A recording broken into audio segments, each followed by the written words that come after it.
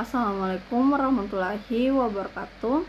Perkenalkan, nama saya Nindya Widyastri dengan NIM 225790002 dari Prodi Perdagangan Internasional.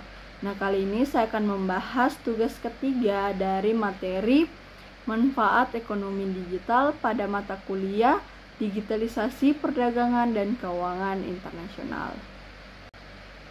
Kita masuk pada slide pertama, ada dampak ekonomi digital terhadap UMKM. Nah, dampak ekonomi digital terhadap usaha mikro, kecil, dan menengah atau UMKM sangat signifikan dalam konteks digitalisasi perdagangan dan keuangan internasional. Nah, salah satu manfaat utama adalah akses pasar yang lebih luas, di mana UMKM dapat memasarkan produk mereka ke pasar global melalui platform e-commerce yang mengurangi batasan geografis.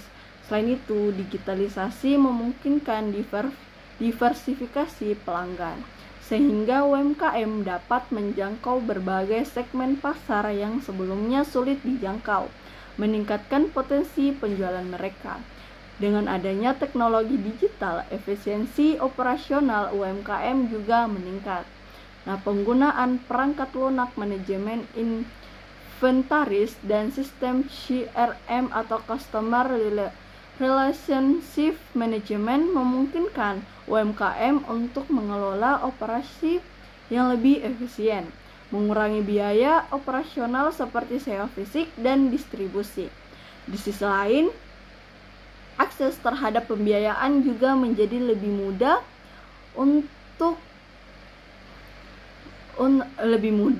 melalui platform vintage yang memungkinkan UMKM untuk mendapatkan pinjaman dan investasi dengan lebih cepat. Nah, crowdfunding juga memberikan kesempatan bagi UMKM untuk mendapatkan modal dari masyarakat luas yang sebelumnya sulit diakses. Nah, digitalisasi juga mendorong peningkatan inovasi dan daya saing UMKM. Dengan akses informasi dan teknologi yang lebih baik, UMKM dapat mengembangkan produk baru yang sesuai dengan kebutuhan pasar global.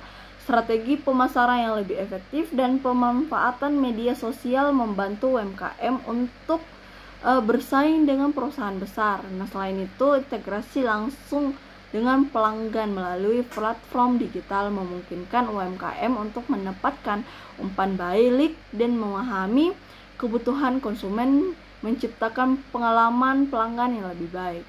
Namun tantangan tetap ada. Banyak UMKM menghadapi keterbatasan sumber daya baik dalam hal teknologi maupun pengetahuan digital yang dapat menghambat adopsi ekonomi digital. Selain itu, resiko keamanan data meningkat sehingga UMKM perlu melindungi informasi pelanggan mereka. Dengan semakin banyaknya pemain baru di pasar digital, persaingan juga menjadi semakin ketat, memaksa UMKM untuk terus beradaptasi dan berinovasi agar tetap relevan di pasar yang berubah cepat. Terus selanjutnya ada tantangan ekonomi digital di Indonesia. Nah, pengembangan ekonomi digital di Indonesia menghadapi sejumlah tantangan yang signifikan. Salah satu tantangan utama adalah infrastruktur teknologi informasi yang terbatas, terutama di daerah terpencil. Meskipun ada kemajuan dalam konektivitas, banyak wilayah masih mengalami akses internet yang tidak stabil, yang menghambat partisipasi masyarakat dalam ekonomi digital. Selain itu, literasi digital yang rendah di kalangan masyarakat menjadi hambatan besar, karena banyak individu belum memiliki pengetahuan dan keterampilan yang diperlukan untuk memanfaatkan teknologi digital secara efektif. Nah, tantangan lainnya terletak pada regulasi yang belum memadai. Kerangka hukum terkait ekonomi digital seperti perlindungan data pribadi dan perlindungan konsumen masih dalam pengembangan, yang dapat menyebabkan ketidakpastian bagi investor dan pelaku usaha. Nah, ketimpangan akses juga menjadi perhatian dengan perbedaan signifikan antara kelompok masyarakat baik dari segi geografis maupun sosial.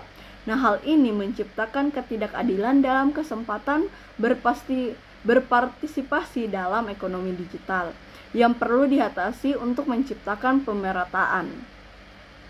Nah, keamanan siber merupakan tantangan yang paling penting lainnya, mengingat meningkatnya ancaman terhadap privasi dan data pribadi. Serangan hacker dan pencurian data dapat mengurangi kepercayaan masyarakat terhadap platform digital yang sangat penting untuk pertumbuhan ekonomi digital. Selain itu, persaingan global menjadi tantangan tersendiri bagi bisnis lokal yang seringkali kesulitan bersaing dengan perusahaan teknologi internasional yang lebih besar dan mapan. Terakhir, ada kurangnya dukungan pendanaan untuk startup dan usaha kecil yang berbasis digital menjadi penghalang dalam pengembangan inovasi. Nah, akses terhadap modal yang memadai sangat diperlukan untuk mendorong pertumbuhan sektor ini. Di samping itu, pengembangan sumber daya manusia atau SDM yang terampil dalam teknologi informasi dan komunikasi atau TIK masih menjadi tantangan, memerlukan investasi dalam pendidikan dan pelatihan untuk meningkatkan kemampuan tenaga kerja. Mengatasi berbagai tantangan ini membutuhkan kolaborasi antara pemerintah, sektor swasta, dan masyarakat untuk menciptakan ekosistem yang mendukung pertumbuhan ekonomi digital di Indonesia. Yang ketiga yaitu peran pemerintah dalam mendorong ekonomi digital. Nah, pemerintah memainkan peran kunci dalam mendorong perkembangan ekonomi digital, terutama dalam konteks perdagangan dan keuangan internasional. Nah, salah satu langkah utama yang dapat diambil adalah merumuskan regulasi dan kebijakan yang mendukung perdagangan elektronik, perlindungan data pribadi, dan keamanan siber. Dengan adanya kebijakan yang jelas, kepercayaan penggunaan dan pelaku bisnis dalam bertransaksi online akan meningkat, menciptakan ekosistem digital yang lebih aman dan menarik bagi investor. Selain itu, pemerintah perlu berinvestasi dalam infrastruktur digital yang memadai, termasuk jaringan internet yang cepat dan aksesibilitas teknologi. Nah, infrastruktur yang baik sangat penting untuk memastikan semua lapisan masyarakat dapat mengakses layanan digital. Nah, dukungan ini juga harus mencangkup program pendidikan dan pelatihan untuk meningkatkan keterampilan digital yang akan membantu individu dan bisnis beradaptasi dengan perubahan teknologi dan memanfaatkan peluang yang ditawarkan oleh ekonomi digital. Nah, peran pemerintah dalam mendukung usaha kecil dan menengah atau UKM juga sangat penting dengan memberikan dukungan finansial dan teknis. Nah, pemerintah dapat membantu UKM bertransisi ke platform digital. Nah, ini dapat berupa subsidi, pelatihan, atau akses pasar ke digital yang akan memperkuat posisi UKM dalam perekonomian digital.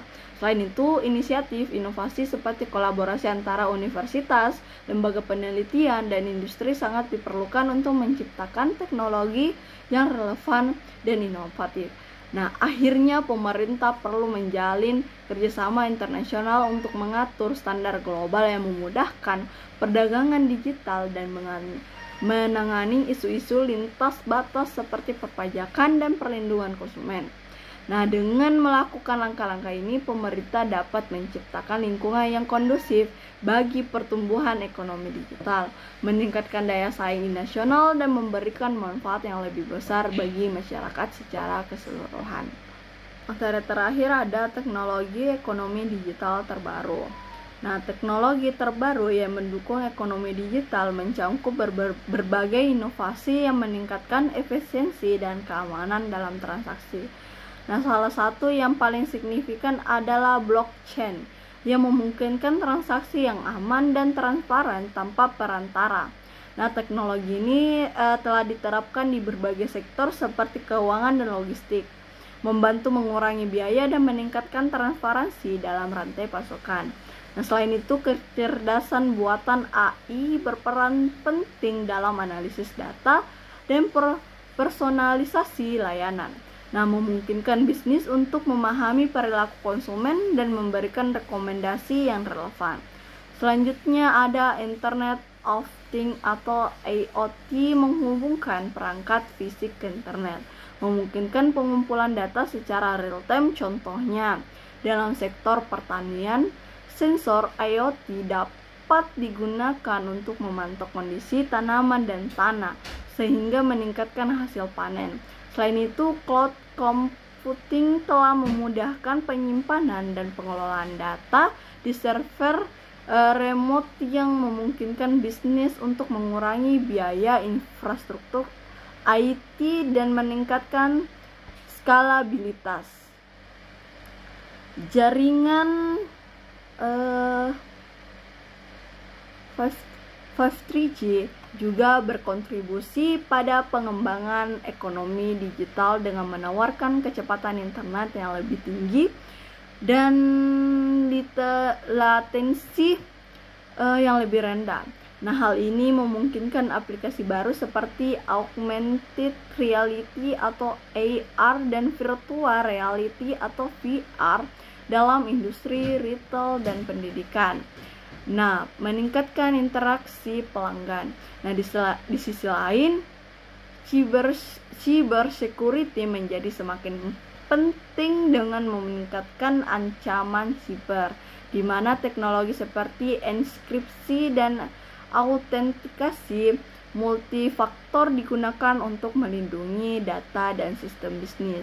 Terakhir, ada penggunaan big data dan analisis data, memungkinkan bisnis untuk mengumpulkan dan menganalisis informasi besar guna memahami tren pasar dan perilaku konsumen. Selain itu, smart contract yang berjalan di blockchain otomatis dapat mengeksekusi dan mengelola kontrak tanpa intervensi manusia, meningkatkan efisiensi dalam transaksi bisnis. Dengan berbagai teknologi ini, ekonomi digital terus berkembang, memberikan dampak positif pada inovasi dan pengalaman pelanggan di berbagai sektor. Nah, hanya itu yang dapat saya sampaikan pada materi kali ini. Wassalamualaikum warahmatullahi wabarakatuh.